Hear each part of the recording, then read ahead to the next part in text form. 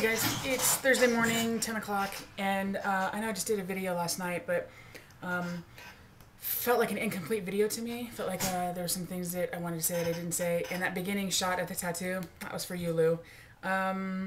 So, some specific things around the testosterone. What I noticed yesterday is like, I got my shot at about 11:30 or so. And by 2:30, I felt like I had drank like 30 Jolt Colas. And for those of you that are under the age of like, I don't know, probably 27, maybe even 30, you might not even remember what Jolt Cola is. But that's what I felt like. I was just like, I was vibrating and my hands were shaking and everything, and it passed in about a half an hour. So I'm assuming that's normal. If it's not, okay. The other thing is that when I get my shot, it's happened both times. There's like discomfort, and I don't know how to describe it specifically, in my back and hip area. It makes my back feel kind of sore and kind of twingy and stuff for a couple of days. So again, I don't know if that's normal either. So those are the two things that I didn't mention in my last night's video that I wanted to mention in this one. The other things is that when I said that I've noticed that I'm not, I don't know, being as vulnerable or something like that because more people watching and I don't like that, that sentence was structured backwards. What I meant is that I don't like that my response is to be less vulnerable and less authentic. I love that people are watching my videos. I'm giving out my YouTube channel to a lot of people. So that was one of those things that on a test, you write the sentence and you have to decide what's wrong with the sentence. I just provided a test question. I love that people are watching the videos. I hate that my response is that of insecurity and so I'm being less vulnerable. Hope that clarifies that. Someone asked me what I was going to say when I cut the video off. I was going to go on a rant about someone who's making comments about my ears being stretched, and then I decided against it because it was irrelevant, and I felt like it was me avoiding talking and being vulnerable on the video. So now I'm talking about shit that doesn't matter, like my ears being stretched. So kind of what's going on is, I mentioned a couple times in my videos that I go to a support group on Tuesday nights. It's an eating disorder support group.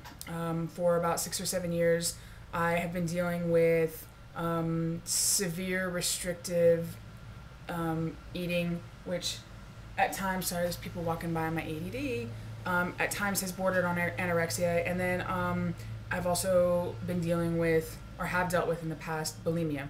So, and I truly, truly believe that those things have been directly related to the conflicts that I felt over my body and my gender. And it's just one of the mechanisms that I have attempted to use to deal quite ineffectively with the conflicts of my gender. And what I've discovered is the best thing to do for me to deal with my gender is to deal with it. Go to therapy, schedule surgery, do testosterone. Amazingly, that seems to be doing the trick. Go figure. So, in that support group, I'm in that group with some really, really, really amazing people, yet they don't know that I'm trans, and they don't know that I'm transitioning. So I walk in that group, and they're like, oh, there's Aiden, and she's, whatever. And so I'm not angry about that at all. Like, that's my responsibility, and I have just been too chicken shit to say something. And I feel a little bit like the group isn't super friendly, welcoming. I don't know, it feels like kind of like a female space, and so I feel a little uncomfortable going in there sometimes. But I really like it, and it's really helpful, and it's really supportive to me and for me. So I've reached a place now where if I'm going to continue to go, I feel like I have to tell them what's going on in order for me to be there, to continue to be there. And I feel like I'm lying to them, and God knows I struggle with that, significantly struggle with that. So they wanted to see my YouTube channel, and I was like, I feel like I need to disclose some things to the group before that happens. So I'm going to do that on Tuesday. I'm going to tell the group and see what happens. And I think that's in conjunction with like figuring out how to deal with my classmates. And Jen, you had commented that you don't feel like the obligation, or you don't feel like people need to tell you when they're transitioning, they just do. I totally agree with that.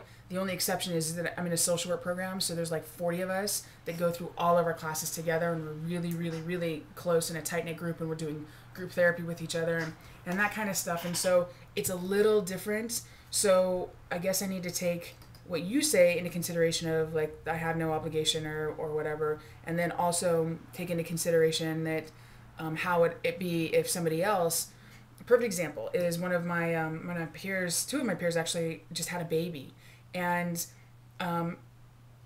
they normally, when a student has a baby or you're a peer at school has a baby, you're like, oh, that's great, congratulations. This is a little different because we're all very close and we've processed a lot and we do a lot of stuff that is a little unique. So I feel the same sort of thing. And I absolutely believe, in general, in the big picture of life, that the best way to go is to be proactive instead of reactive. To let people have the information and give them an opportunity to not be an asshole. And give them an opportunity to be supportive and be the kind of person that we all wish people would be. When we put people in a situation where they're reactive, I think we're setting them up sometimes, and then we get pissed off when they don't respond well, and it's like, well, they're reactive, and who responds well when they're feeling reactive? I certainly don't. So, yeah, man, I guess that's it. I just wanted to clarify some things. Somebody, I guess I could look it up right now. Somebody asked me about, or sent me a message about the process of, getting on testosterone and doing that kind of stuff. And I really appreciated that, and I'm looking and seeing if I can do it before the video runs out. I really appreciated that question because I remember when I was first watching videos, and all these people were like, oh, I've been on testosterone for X amount of time, and oh, this and that. And I remember thinking, how the fuck do you do that? How do you get there? I was so clueless, and I didn't have anywhere to go, and I was too chicken shit to ask, and so I would just like watch videos and try to pick up on different things that people said, and I was scared to ask. And so this person who I'm looking at right now, but I'm not going to say your name, if you're watching this video, I'm actually going to make a video specific to you to answer your question about how do you get the ball rolling, because I was in the same place and I didn't know. So I think that's it. I think that I just needed to kind of speak to, I feel like I'm not being vulnerable, and now that I've spoken to it, I'm going to be, and I don't know, accept that people are going to see that side of me, and that's okay, and I don't need to be the entertainer, and I don't need to be the one that's always okay, and I don't need to be that kind of stuff. I can be that stuff, but I don't always have to be that stuff. So, transition thing. I noticed these like hairs on my wrist, and maybe they've always been there, but I noticed them yesterday, and I was like, wow, those motherfuckers are black. And my hair is dark, as you can see, but my arm hair is kind of blonde. And so I was like, oh boy, that's not going to make me happy if all my hair comes in that way, because I am an interesting sort of male-identified person. I am... I suppose what is defined as metrosexual or whatever. I don't like being dirty at all. I'm not hypermasculine. I'm not interested in being hypermasculine. I continue to shave my legs. I will probably always shave my legs. I love soft skin. My own soft skin, somebody else's soft skin. Big black hairs on my arm does not make me happy at all. So I see people who totally are excited about that, and I think that fucking rocks. I think that's so cool. I am just one of the people where I'm like, really? And I'm looking at it and I'm like, oh my goodness. But maybe it's always been there, and maybe I just didn't notice, and maybe being on testosterone is making me notice my body more. As somebody who has struggled and continues to struggle with an eating disorder, I spend a majority of my time not paying attention and not listening to and not being connected to my body. So this being on testosterone and paying attention to my body is in direct conflict with a lot of the other shit that I've done. So, all right, I think that's it. If there's more, I'll just make another video. Thanks for the comments. Thanks for the subscriptions. I wonder how many subscribers I have. 140 subscribers.